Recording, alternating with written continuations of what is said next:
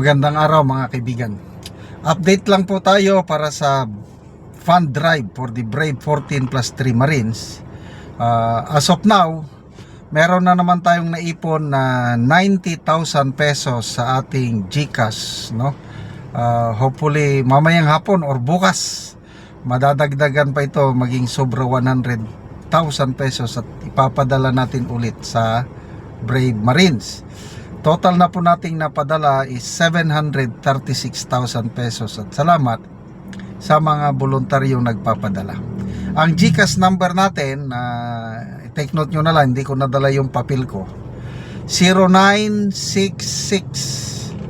0966-265-8480. Ulitin ko, 0966-265-8480. Ang pangalan ng GCash is Ivan Henry Sibog. Kung nasa ibang bansa kayo magpadala, kailangan nyo city address Cagayan de Oro City. Ang kanyang street is Barangay Patag. Bigyan natin ng reaction, opinion ngayon itong post ng News 5. Ang Marcos Jr. Administration ipinagmayabang, Philippines poverty rate bumaba sa lowest ever, 9.7% according to statistics or DepEd. Ay nako. Naitala ng Department of Economy, Planning and Development, DepEd, ang lowest ever poverty incidence na 9.7% sa Pilipinas noong 2025. Batay sa 2025 full year poverty statistics ng Philippine Statistics Authority, bumaba ang bilang ng mga Pilipinong namumuhay sa ilalim ng poverty threshold sa 11 million noong 2025 kumpara sa 17.5 million noong 2023. So ilan ito? Parang 6.5 million ang parang naiahon nila sa kapobrehon. Hindi na daw pobre yung 6.5 million. Sabi ng DepEd, for the first time ever, fewer than 1 in 10 Filipinos is living below the poverty line. Yan ang sabi ng DepEd Secretary. Ano bang basihan nila na wala ka na sa kapobrehon?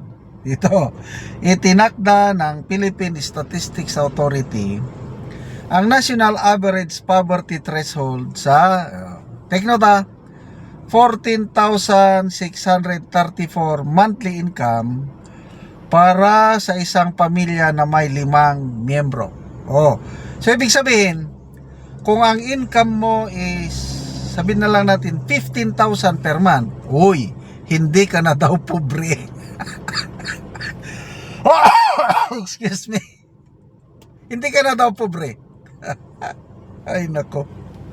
So sabihin natin 15,000 ha.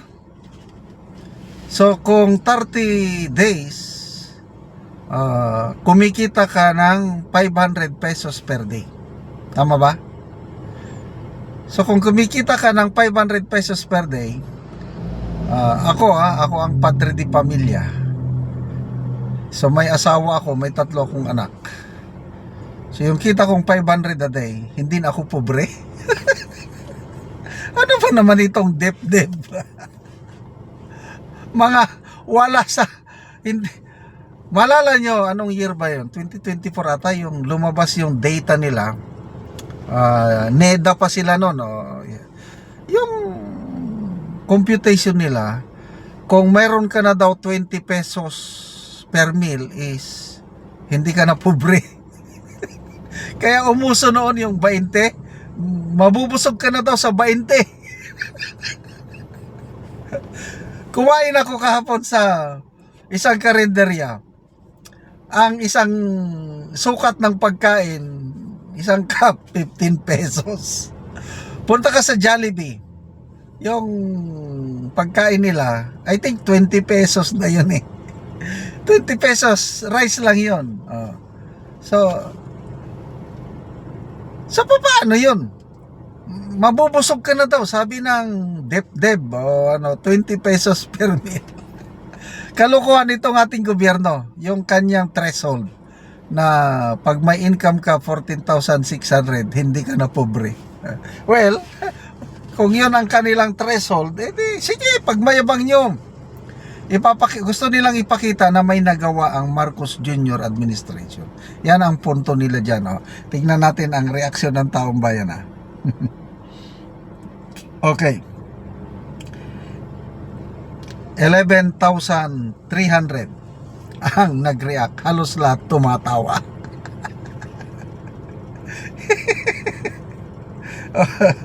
Basa tayo ng mga bot-bot ninyo, sabi ni Romel.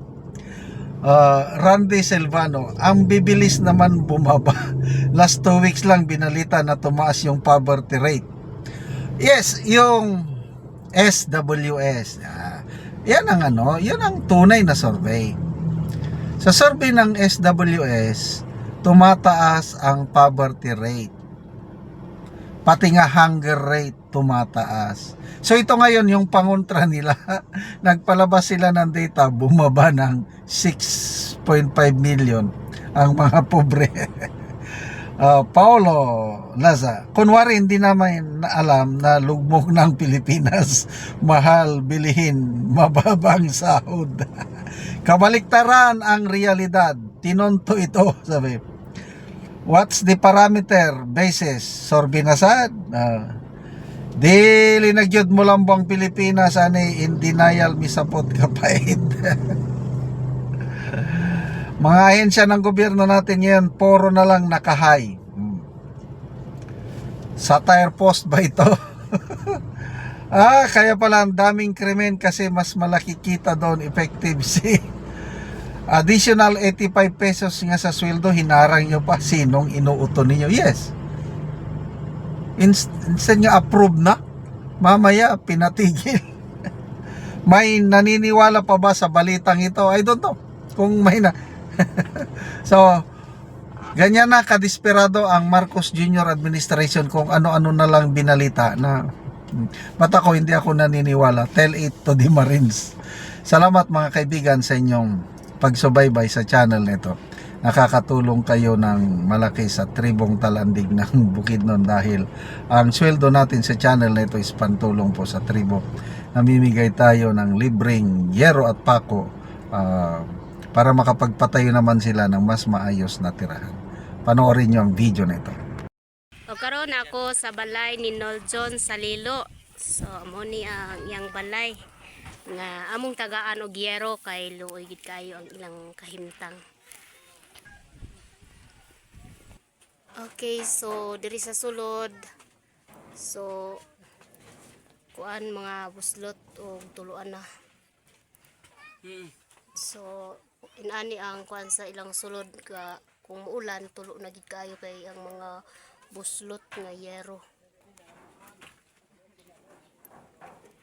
So gipang sapahan na lang og mga sako. O mga cellophane kuan tanner bag.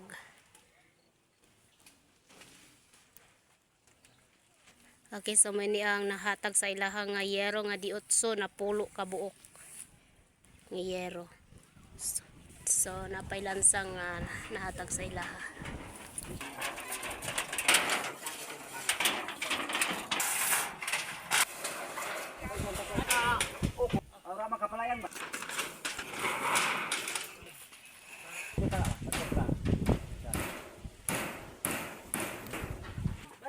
O karon na humanagyod og taod ang yero nga gihatag. So nailisda na gyud ang yero nga daot. So nindot na gyud kaayo tan-awon human na. So karon nun sa imong masulti nga natagaan kag yero, so naipulihan na gyud ang imong yero nga daot. Salamat sa Ginoo nga natabangan ko sa aning sin. Kay kung wala ang Kung walang tabang dili pa gid ka Tabang. makaatop. dili gid ko maka ilis aning atop nga bag-o gyud. Oh, so pila na raw ko tuig ang imong yero? Kuan na gyud to. 10 years na to So 10 years na. So unsay imong panginabuhian kuya? Ga inadlaw raman. Ga inadlaw ra gyapon. Sige kuya, salamat. Manginaot ko nga daghan pa ang matabangan nga sama nako. Sige, God bless. Salamat po.